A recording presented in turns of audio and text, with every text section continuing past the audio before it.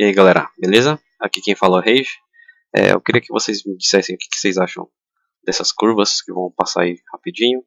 Esse jogo que vocês estão vendo é o Dirt Rally, muito próximo com a realidade que a gente encontra no Rally hoje em dia. A física dele é muito realística. É, se você não se, eu fico impressionado com esse tipo de curva, mas se você não fica impressionado, talvez você nunca tenha jogado esse tipo de jogo, talvez se pilote muito bem. A questão é que o Dirt Rally é um dos jogos mais difíceis que a gente tem hoje em dia, comparado com o Dark Souls dos jogos de simulação de corrida, de rally principalmente, né? É, Vamos entender um pouquinho por que ele é considerado tão difícil e como é que a gente pode tentar aprender a jogar um pouquinho para tornar a experiência ser um pouquinho mais fácil, tá bom? Então, eu fiz aqui para vocês um guia básico pro Dirt Rally, tá bom? Isso daqui também vale para a vida real, mas é principalmente focado em jogadores de simulador, que também tem um volante com force feedback, como eu, tá bom? E usando pedais também, o câmbio.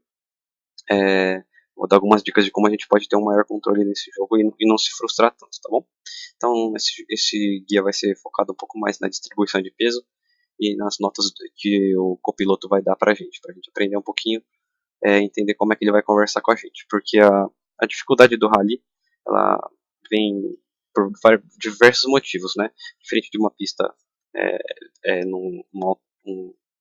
no autódromo, a gente não conhece a pista, a gente vai passar no trecho da pista uma única vez, normalmente tem um começo e um fim, e não é um círculo, né? A gente não fica passando nos mesmos trechos.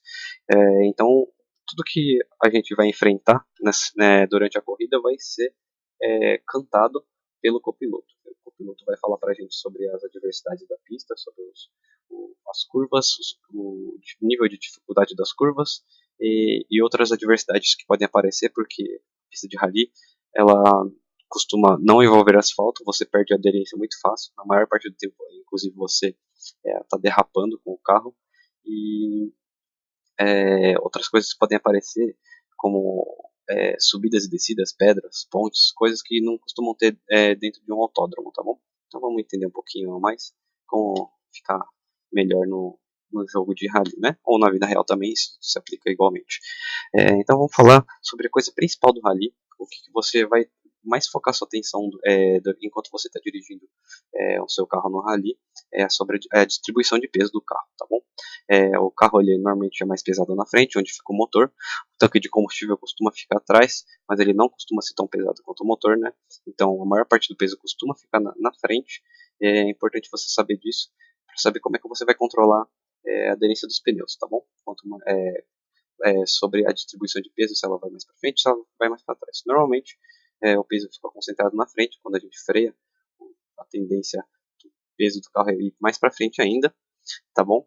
Então, como a gente pode ver aqui, ó, carinha na bicicleta freando com o pneu da frente, a tendência é do peso ir todo para frente e o pneu de trás perder o contato, tá bom? Durante o jogo a gente pode regular o brake bias, isso nas opções do jogo, isso vai determinar quanto que os pneus, o freio da frente vai frear mais do que o pneu de trás, ou se você quiser que o pneu de trás freie mais quando você pise no pedal de freio. É importante você lembrar da diferença entre o freio do pedal, que ele ativa os freios dos 4 pneus, e o freio de mão. O freio de mão ele ativa os freios só dos pneus de trás. E com o brake bias você altera a configuração da distribuição de força que vai fazer quando você pisar no pedal de freio, tá bom? Eu aconselho você deixar o brake bias um pouquinho mais deslocado para frente, tá bom? Você deixar os freios da frente um pouquinho maior, com uma força um pouquinho maior, porque eles são os maiores responsáveis pela frenagem do seu carro, tá bom? Você vai ver que isso tem muita influência em como a gente vai controlar o carro mais para frente, tá bom? Outras coisas que a gente pode se atentar durante a frenagem, que podem ajudar a gente durante a corrida, é a frenagem com o pé esquerdo, que mais no final do vídeo eu vou mostrar para vocês como isso pode ser feito, tá bom? A frenagem com o pé esquerdo não costuma ser ensinada enquanto a gente dirige o carro normalmente dentro da cidade, mas durante o rally é muito importante você salvar esse tempo que você tem entre a transição do pé direito que ele faria entre o acelerador e o freio. Você não tem esse tempo de transição. Você vai ver que fica muito mais rápido para você frear e acelerar, coisas que você precisa fazer às vezes no meio de uma curva durante o rally, e você vai ter muito mais controle depois que você aprende a usar o pé esquerdo, tá bom? É uma coisa muito importante. O freio de mão não é tão importante, dá para você usar para você fazer algumas curvas mais fechadas, mas é meio perigoso você arriscar dele, com ele muito no começo, porque ele é um pouco instável, é um pouco difícil de prever como que o carro vai se comportar no começo quando você ainda tá começando no rally, tá bom? E o ponta-ataque também é uma outra técnica um pouco mais avançada para ajudar você na frenagem e atingir a marcha correta durante a curva, tá bom? É, o acelerador, ele ao contrário do freio, ele vai jogar o peso para os pneus de trás, independente se o carro tem tração dianteira ou traseira. É, no caso dos carros com tração traseira, você tem que ter mais cuidado com o acelerador, porque ele vai exigir mais da aderência dos pneus de trás e pode acabar derrapando se você acelerar com muita força. Por isso, os carros com tração dianteira tendem a ser mais amigáveis, e é o que eu vou recomendar para vocês que estão começando a jogar jogo de rally, tá bom? E sempre tomar cuidado com o acelerador, lembrando que o acelerador ele joga o peso para os pneus de trás, tá bom? Então, uma forma de você controlar o peso, a distribuição de peso do carro, ou acelerando você joga os pesos para o pneu de trás, ou freando você joga os pesos para o pneu da frente, exceto no freio de mão que você não joga o peso para os pneus da frente, tá bom? Ele freia um pouquinho, joga um pouquinho do peso do pneu para frente, mas como ele costuma perder a aderência da parte de trás, o carro fica meio incontrolável, não dá para dizer que o peso vai todo para frente. E o volante também, né, pode ser usado para alterar a distribuição de peso. Tem umas pessoas que conseguem deixar o carro sobre duas rodas desse jeito, só com o volante, não precisam de rampa nenhuma. Isso mostra como a gente consegue alterar a distribuição de peso do carro de forma um pouquinho mais grosseira, para poder entender como é que o carro vai se comportar durante a corrida, tá bom? Agora, falando é, sobre a linguagem que o copiloto vai usar com a gente. Ele vai falar as notas de ritmo, né? Porque na pista do rally, como eu disse anteriormente, a gente não conhece a pista e a gente vai estar conhecendo ela no momento em que a gente vai estar enfrentando. O copiloto ele vai cantar para nós as pace notes, tá bom? Eu vou colocar alguns termos em inglês porque é muito difícil se você não sabe um pouquinho de inglês nesses jogos, porque assim o seu conhecimento da pista vai depender de tudo que o navegador vai te dizer. E a coisa mais você sempre deve confiar no navegador, tá bom? Por mais que uma curva às vezes possa não parecer o que ele está cantando, no rally a pista é muito traiçoeira. Às vezes a gente não percebe uma inclinação da curva, às vezes a gente não percebe um tipo de pedra, um tipo de obstáculo que fica mais do lado direito da curva, e a gente fala assim, ué, esse navegador tá viajando. E sempre que a gente duvida do navegador, você vai ver que provavelmente você vai bater, tá bom? O segredo então entender muito bem o que o navegador está falando. Então vamos para a linguagem mais básica, tá bom? Então imaginando que o carro ele tende a seguir em linha reta e a gente vai ter pode ter a curva para a direita ou para a esquerda, né? Ele vai cantar right ou left, se for para a direita ou para a esquerda, como eu traduzir aqui. E essas curvas vão ter níveis, né, variáveis, um nível de 1 a 6, tá bom? O nível 1 seria uma curva fechada. Todas essas curvas de níveis 1 a 6, elas sofrem um ângulo maior do que 90 graus, tá bom? Porque as curvas acima de 90 graus têm nomes um pouquinho diferentes para chamar a sua atenção, porque vão ser curvas mais fechadas e é para você tomar maior cuidado, tá bom? Na maior parte do tempo, as curvas vão ser direita e esquerda de nível de 1 a 6, tá bom? Esse nível 1 a 6 não significa exatamente a marcha que o carro se encontra, isso é relativo, isso tem mais a ver com a curvatura que eu estou apresentando aqui nessa régua para vocês. Aqui seria 1, aqui 2, 3, 4, 5, 6, o 6 muito próximo da linha reta, né, que o carro está seguindo, então não se baseie nesses números como a marcha, tá bom? É mais para você tomar um cuidado. Na 1 você tem que tomar bastante cuidado e na 6 você já pode ir acelerando e freando bem, muito pouco, tá bom? Para as curvas que tem maior de 90 graus, a gente vai ter outros nomes, tá bom? Ele vai cantar square para uma curva que tem exatamente 90 graus, tá bom? Então eu vou falar right square, quer dizer que tem uma curva de 90 graus para a direita, square porque o quadrado nos cantos tem 90 graus, né? Hairpin é uma curva um pouquinho mais fechada do que a square, então ela vai ter menos do que 90 graus, e o hairpin na tradução é grampo de cabelo, né? porque de formato um pouquinho fechado como grampo de cabelo, você vai ter que ter mais cuidado do que uma curva de 90 graus, e um nível mais fechado ainda, mais fechado de curva, ou seja, uma curva com ângulo menor ainda aqui, você vai ter, ele vai chamar de acute, por isso esse ângulo agudo aqui vai ser um cotovelo muito fechado, tá bom? Essa vai ser a curva que você mais vai ter cuidado. Outros números que ele vai cantar, diferente dos números de 1 a 6, ele pode falar 40 como 40 ou 100 como 100. Todos os outros números que não forem de 1 a 6, ele vai estar se referindo a uma distância em metros. Ele pode estar falando esse número antes da curva, e ele vai se referir, quando ele fala antes da curva, ele se refere à distância em que a curva vai estar, ou seja, se ele falar 80 para a direita, curva nível 4.